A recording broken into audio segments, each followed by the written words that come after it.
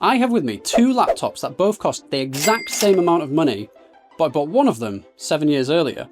And I think this is very interesting. I bought this laptop alongside my desktop for light video editing and gaming. So my priority was the cheapest price to the best performance. And that hasn't changed with this new one. The only reason I bought this was because the old one kept blue screening as I was trying to edit. There's a lot of interesting stuff going on here. When I bought the old laptop, it was pretty damn good. It has a top-of-the-range i7 processor for the time, a 4GB GTX 1050 Ti, it had a whopping 8GB of DDR4 RAM, which I upgraded to 24GB, but I doubt that'll affect any of the benchmarks in this video. It has a humongous 128GB SSD boot drive, paired with a 1TB tectonically slow hard drive, all displaying top-quality 2018 graphics through a 15.6-inch 1080p 60Hz IPS display. I don't know how much I trust that it's IPS because the screen is absolutely dog cheeks. Does that look bad because of the viewing angles? For you, these corners, they look very dark. They're not that dark in real life. And it's running on Windows 10. So how does this compare to 7 years of technological progress?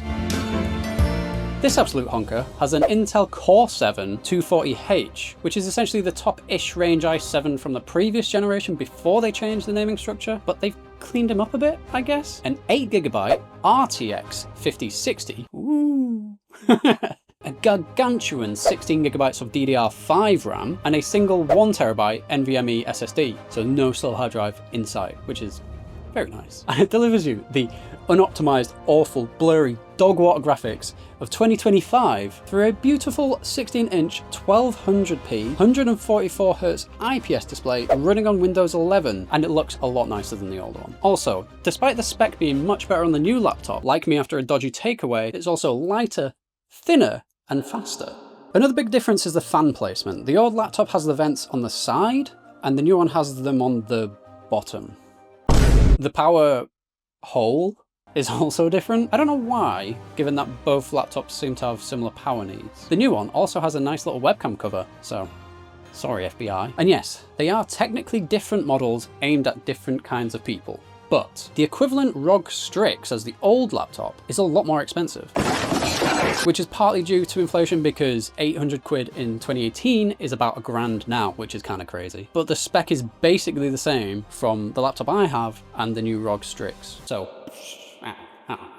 anyway, let's find out how much 7 years of progress actually changes things. Obviously, the new technologies like DLSS and FrameGen will help a lot in gaming, but first let's see the raw performance without all of that. In Blender, the new CPU performed 2.9 times better, and the new GPU knocked my absolute socks off by performing 13.6 times better. What's also interesting to note here is the new CPU performed almost as good as the old GPU, which is crazy since Blender, especially the new versions, heavily favour GPU rendering. In Geekbench, the new CPU performed 2 times better in single core tests and 2.6 times better in the multi-core tests. Once again, the GPU smashed it with a 4.6 times performance improvement. Okay, and now on to gaming. Without DLSS or FrameGen at 1080p high and 100 FOV, because if you're playing at less than 100 FOV, you just love to vomit, I guess, so. The new laptop performed 3.7 times better, with the old laptop not even hitting 20 FPS in the benchmark. Oh my god, this is bad. And it looks incredibly fuzzy. So I thought, can I even get above 60 FPS with this old crusty boy?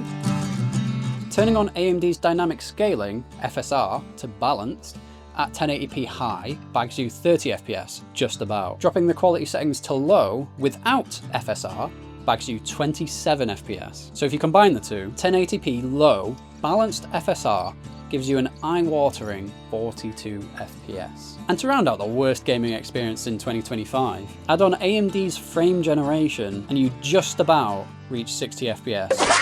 And then I thought, how high can the FPS go? Unfortunately, the absolute lowest settings with the most software support and turning the FOV down to a criminal 80 only bags us an extra 12 FPS. Oh my god, that is actually a huge improvement. Not in visuals, but in, oh my god, look at that shimmering. That's so much smoother. I mean, we're getting 60, 70, 80 FPS. Actually, on this small screen, it doesn't look that bad. I mean, I'm sure in motion, you could probably freeze frame it and it'll look bad, but drop into about 60-ish. If you're desperate to play Cyberpunk, it's alright, honestly, it's not too bad. Oh yeah, Nathan, 7-year-old laptop piece of ass, but how high new laptop number go? I'm glad you asked. Remember, our 1080p high settings with 100 FOV and no frame gen is already at 70 FPS. The old laptop, in the best scenario with the most health, barely gets 60. On the new laptop, adding in quality DLSS to this gives us 84 FPS. I know it's not balanced DLSS, so it's not a fair comparison. Just move past it, it doesn't matter. Grow up. Big numbers, Nathan, but what if you do the ray tracing that everyone loves? Well, 1080p high with max ray tracing and quality DLSS gives us a stinky 41 FPS, which is basically the same as the old laptop on low with balanced FSR. Crazy. Ew, small number, right? What's the biggest number we can get at 1080p high? 205 with quality DLSS and 4 times frame gen. Wow, can't believe it. We're getting 180 frames a second here. I think it is just that the cars feel awful in this game. 180-ish, 170 frames a second. That's so insane. Now let's try it without the frame gen. Yeah, it's about 70 FPS at the minute. I mean, this is still very playable as well, to be fair. God, the difference is insane. Considering it barely even run without frame gen on the old one. With like the lowest settings, and this is the high preset. Amazing. Who knows how much of a performance difference the new version of Windows is making? Quick Search says that Windows 11 is slightly more performant than Windows 10, but I don't really know. And that's good because this video isn't about comparing specs per se, but the overall improvement of the normal consumer buying a laptop. The load times were massively different too, despite the old laptop having a 128GB boot SSD, because that drive is not big enough to install Cyberpunk 2077 on, so booting that game up and changing the settings and rebooting it up, that was painful. I am pleasantly surprised that this old chunky boy can even run Cyberpunk 2077. And considering how woefully unoptimized new titles are, I can't imagine it would cope well with most new games. But to play smaller titles or indie games, perfectly capable. So Nathan, what's interesting about all of this? I don't know, I just think it's neat that 7 years of progress for the same price, not adjusted for inflation, gives us at least double the performance in productivity benchmarks, and in gaming at least triple the performance. That's 3 times, that's crazy, 3 times more. And if you use the software improvements and new technologies on top of the raw performance improvements, you get a performance increase of 10.7 times in Cyberpunk, all in a lighter and slimmer and easier to transport chassis, like me after a dodgy takeaway, with a battery that also takes longer than 30 minutes to die when you're using it. It's just wild.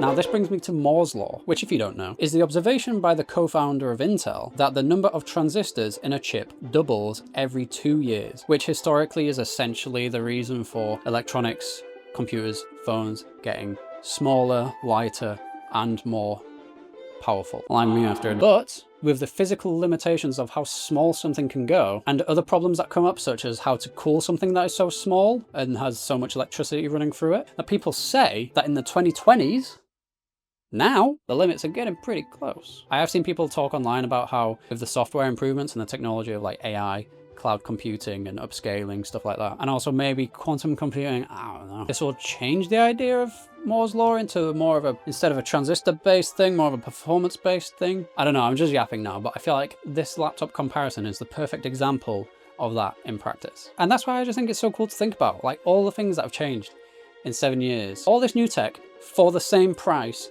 for better or for worse, has changed a lot. We don't use hard drives anymore. We use software improvements to help take the load off of hardware, which I think also probably has an impact on power consumption, which is good if we're using less power. Windows 11 screens infinitely better and cheaper. I recently bought a new main monitor for my desktop, and the spec is way better for half the price than what I paid for my old main monitor. It's just crazy. Even the naming conventions of most hardware has changed in that time, highlighting the changes in architecture, new technologies, maybe even social conventions of what consumers are more likely to buy with numbers and letters. Yes, tech is still quite expensive, but it excites me that for the same price that I'm paying, I'm getting a lot more for it. Unless there's a boom in like RAM shortages or GPU. And it's nearly more exciting that old laptops, or old tech in general, can still run stuff today and is still very usable. Granted, it might not be a billion FPS, but do you really need that for most games? But if you do need more, you probably don't need the most. And it's nice to feel grateful for what you do have